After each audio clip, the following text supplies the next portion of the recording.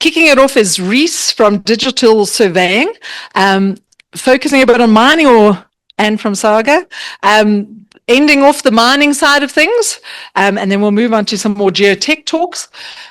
And a reminder that we will then take a tea after Rory's talk and before Francois, and then we'll have those two talks and then just a brief discussion and ending off. Okay, take it away. Thank you, Steph. You can hear me. Do I need to crouch down? Okay, there you go. So I wanted to touch today on some potential for increasing the resolution of in-situ, specifically geotechnical characterization. When we reach out to a lot of our clients, we find that they become a little bit overwhelmed with all the different measurements that can be made specifically in boreholes. So we've tried to go to market under these labels. And the one that we'll sort of be focusing on today is TechLog. This is what we would traditionally label it as. So this is associated with all the measurements that we can make in a borehole that would be associated with determining the fractures, faulting, shearing, bedding, foliation, joints, and all the intersection parameters of those joints. What I'll be showing today, possibly the hardness of a rock mass, the elastic moduli, and what I won't be talking about is extending that into geohazard indices. So the first tool that we might use would be a sonic tool. Sonic tools have a principle of operation where they emit a pulse. That pulse goes out through the borehole fluid, liquid in a borehole, and that pulse then runs along the wall of the borehole. So it doesn't penetrate into the formation per se. It runs along the skin of that borehole wall and continuously emits energy back into the borehole. The tool is configured with a transmitter and multiple receivers up the borehole. In terms of resolution of measurement, the baseline is approximately a meter. So some of the separations are a bit less than a meter, some of the separations are a bit more than a meter, depending on which tool you're using, but that's essentially the configuration of the tool. So you're averaging the velocity along, say, a meter baseline in the borehole. The data would look like, oh goodness, pushing the wrong button, would look like this little received wave train there, and there's certain arrivals of different types of sonic energy that are picked. So this is what the data would look like. There's gamma and caliper and that sort of thing on the left-hand side. There's an acoustic televiewer amplitude image oriented to the high side of the borehole in this case. There's the sonic full wave sonic wave train that's coming in there. And you can see two lines, a blue line and a red line. Those correspond to the P and S wave arrivals after a whole bunch of processing. In this instance, there's density as well. So short-spaced and long-spaced densities, again, integrating different volumes of ground adjacent to the tool. And what we've done is we've calculated, and Prof. Stacey mentioned this in his talk this morning, the Poisson's ratio. I think it's shear, Young, and bulk moduli. So essentially, we're taking sonic velocity that's measured over a baseline of about a meter and converting that information into the various mechanical moduli. We call them dynamic elastic moduli, and that's to separate them from static elastic moduli measurements, which would be made in a laboratory through destructive testing, for example. The difference being the amplitude of deformation. And Prof. Stacey had a very nice graph comparing the stress-strain relationship and the amplitude of that strain. So these are, as I say, labeled as dynamic. They're approximations for what you might measure in a laboratory. Why the hardness or strength of the rock mass? Again, you would have seen some of these relationships this morning, but there is a fairly well-established relationship in certain types of rocks. We have a reasonable amount of data between the travel time or the velocity and UCS on the left-hand side. I'm not going to delve into that for the geotechs in the room. So the other measurement we might make is acoustic imaging inside of a borehole. The acoustic televiewer tool essentially gives you an acoustic digital twin of the inside of the hole. So you can see a video of that on the right top of the slide, and a couple of plots on the bottom right-hand side of how that data would be represented in a log plot, either flattened out, where you see a planar feature intersecting the borehole as sort of a sinusoid. That is fully oriented, so full dip and dip direction information is available from that. We would interpret and classify features that intersect the borehole as joints or foliation or open structures, for example. If it's open, we can extract the aperture of that opening, which feeds into hydrogeological considerations. Aperture is something that's quite difficult to get from core, for example, which is one of the reasons the in-situ measurements are critical. This is how the tool works. So there's a transducer at the bottom. It sends out a little acoustic pulse, and there's an acoustic mirror mounted just above that rotates. It spins around. And that acoustic mirror focuses the energy to then travel out towards the borehole wall. It bounces off the borehole wall, did it again, comes back to the transducer. So that spins around and develops this image of the interior of the borehole. You get two data sets out of this. So the one data set is the intensity of the reflection, so how loud it is. The other data set is the travel time, so how long it took for that pulse to go out through the liquid and then come back to the transducer. The travel time gets converted into a caliper, so you've got a very good understanding of what the resolution or what the shape of the borehole is at a very high resolution. The reflection amplitude is controlled by a whole bunch of things,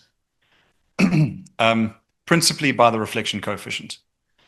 So reflection coefficient is somewhat proportional to velocity and density. So something we're not measuring or we haven't mentioned yet here is density, the equation being at the bottom there. And if we assume we're in water in the borehole, those turn out to be sort of one. So you get a ratio of velocity and density. So on the right-hand side, you can see an acoustic televiewer amplitude plot in the grayscale. And one of the things, or another factor that really strongly influences the reflection amplitude, is eccentricity. So as that tool moves around in the borehole, and it's very, very subtle, we're talking about in the single percents of deviation from the center of the borehole. Tricky. Need to make that orange. You get these artifacts. So you can see these dark bands highlighted in the red boxes. Those bands can be in the order of a 50% reduction in reflection intensity or amplitude. Other factors that control the reflection amplitude are rugosity, so the roughness of the inside of the borehole. Fortunately, we have the travel time information, so a very high resolution image of what that surface looks like. The rougher it is, the more dispersion takes place, so the lower the reflection amplitude. And then things like porosity, pore structure, the degree of cementation and saturation of the formation as well. So it's complicated. Dr. Linzer mentioned this, I think, yesterday, work that was done at Moab Kutsong. And here we measured P and S wave velocity. We also measured densities that was converted into impedance and reflection coefficients and seismograms that were computed. This fed into reprocessing of the 3D seismic volumes that were available for the area as well. But what I want to focus on today is the laboratory measurements that were made on the core from those boreholes and comparing those measurements to what was measured in situ. And you can see in the green dots, purple dots, red and blue dots on that side, and specifically highlighted by the orange arrows, there's core measurements overlain on the sonic velocity and density. And where I've highlighted it with the orange arrows, and you can see them quite clearly there, the sonic velocity seems to be fairly underestimated in the core measurements. And the assertion here is that the core is potentially microfractured. It's compromised during the drilling process, and it's extracted from the confining pressure that these in situ measurements were made under. So there is a bit of a difference sometimes. The workflow for getting data that might correspond to any of these petrophysical properties from the acoustic televiewer, which gives you a high resolution data set, would be to work on the travel time data, do some filtering, remove outliers, possibly interpolate through some of those data gaps, and then optimize and fit a circular model to the travel time data all the way down the borehole. Now, to give you an idea, that's 2 millimeter increments down the borehole. From that circular sort of fitted data set, you would extract the eccentricity, so you know how the tool is moving in the borehole. Calculate various angles and radii as that tool is moving around. What I'll show is how we can align the acoustic image now based on the movement and rotation of the tool. Look at compensating the amplitude data for this movement effect. And extracting a proxy for sonic velocity or rock hardness. So let's look at some data, because that's most informative. A picture says 1,000 words. So there's about 5 meters of data down a borehole. And you can see this strong eccentric effect, these vertical bands down the borehole, but you can also see how it moves and oscillates backwards and forwards. So that's the movement of the tool, left and right, forwards and backwards in the borehole, creating this eccentric effect that wanders across the image. If we look at the sonic velocity here, so the P-wave velocity is in blue. So that's that line if you can't see it. And the black line wiggling backwards and forwards is the, I think, median of the reflection amplitude at each level here. There's a bit of low passing that's happened so that the signal's not too noisy and you can kind of see what's happening. But it gives you an idea of what the resolution is of the sonic measurements, what the wavelength of variability is in that signal, and what might be achieved with even a low-pass reflection amplitude data set from TeleViewer. Doesn't correspond particularly well. If we limit a few of the higher gradient areas from the reflection amplitude and travel time, and now rotate that image so that the eccentric features are all aligned. So we've messed with the whole orientation. All the structural features will look weird, but at least we've got good information on the reflection amplitude. It's consistent down the center of the plot. If we look at the ray path, how the energy gets emitted from the tool and where in the borehole wall it's reflecting from, and how orthogonal that is to the borehole wall, which is also quite important. We can extract data that is reflected most orthogonally from the borehole wall. So that's what this little swath is. And then just to remind you what the left-hand side data looked like. So that's what we showed before. And then if we look at the result after compensation, I think the argument is that this correlates a lot more strongly now with the P-wave velocity, so a demonstrable petrophysical property. There's still some variability, and as I mentioned, there's a number of factors that control the reflection amplitude. We haven't controlled necessarily for any of those. This is merely rotation, compensation, and averaging. So if I flick backwards and forwards, that's the comparison. Hopefully you can see the green line from the back of the room. I did make a gray background just in case you couldn't. Hopefully that's a bit more visible. And then if we do the reverse rotation, so this image, the compensated and derotated amplitude is now relative in rotation to this one. So all the structural features would still be correctly oriented in that image. We've just applied now an amplitude compensation to minimize this eccentric effect in the amplitude image. If you look at one depth level in the borehole, so just one little 2 millimeter deep ring of data, this is what it would look like. So the black curve, which you can see the sort of undulating response, would represent the original data uncompensated. The radius of the tool from the borehole wall plotted there, and the compensation that might be applied, with the green representing post-compensation. So now we can see a fairly consistent amplitude all the way around the borehole, which is important if we want to extract these absolute values. So one of the things that was discussed yesterday was uncertainty.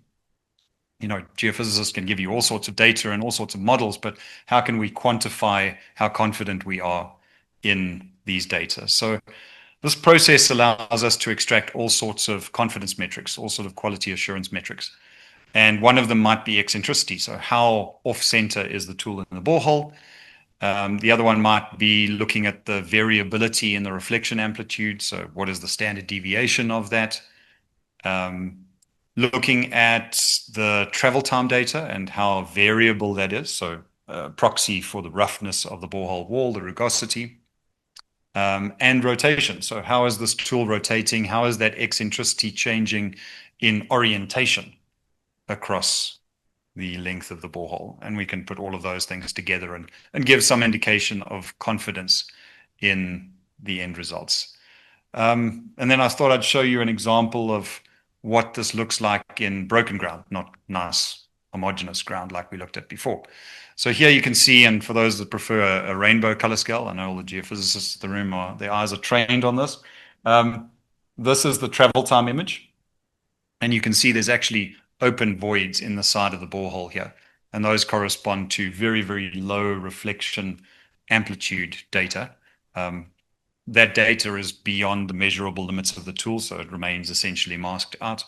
But the radius there, the compensation parameter that's calculated from that, the raw amplitude image, and a compensated amplitude image on the right-hand side. And you can see it's all but removed all this vertical banding in the borehole and performed quite well in areas that are highly irregular. A lot of amplitude variation, a lot of diameter variation in the borehole. So in summary, we compared it with P-wave velocity with a very different principle of measurement.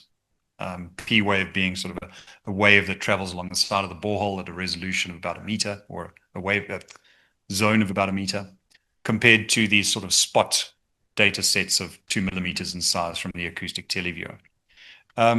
Importantly, the compensation algorithm has reduced the dependency on eccentricity. So if we look at the blue plot here, the original reflection amplitude versus eccentricity, you'll see there's a clear dependence there. Whereas if we look at the compensated data, there's now very little dependence on eccentricity. Data quality is still critical. If the data quality is not good, we're still not going to be able to do things that are great with it. And then a couple of questions that came from the study is, well, what happens in very, very fast or very, very hard formations? With the reflection approach, there is a limitation.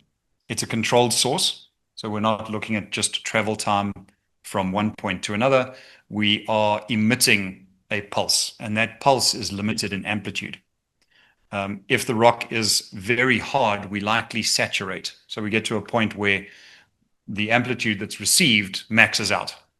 And if the rock is any harder, we're insensitive to that being harder.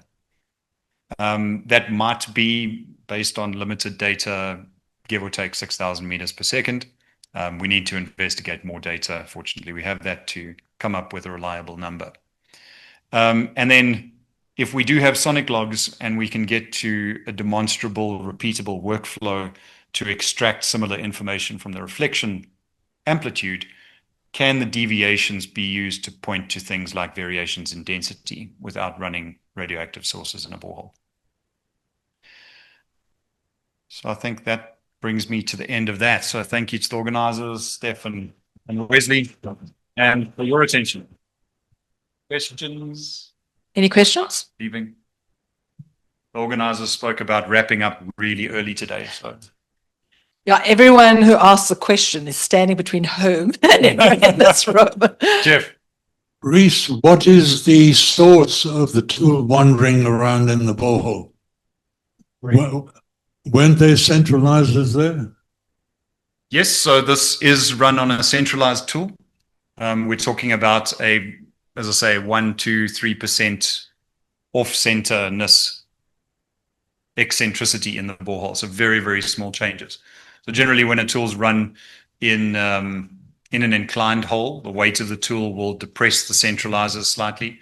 As that tool rotates, because it's run on a twisted wire line, as it's pulled up the hole, that tool rotates naturally. There's little wiggles because the centralizers aren't radially symmetric. There's often blades or other centralizing mechanisms that are not radially symmetric. As that rotation takes place, that tool moves ever so slightly in the borehole. So in a borehole of 76 millimeters, we're talking about movement of less than a millimeter in the hole. Okay, and over caved areas, as indicated by the caliper tool? Areas that are totally out of gauge, as I showed on that plot, generally we wouldn't get a usable reflection amplitude response. The response would be significantly suppressed. So we're not looking to compensate that sort of level of change in the reflection amplitude.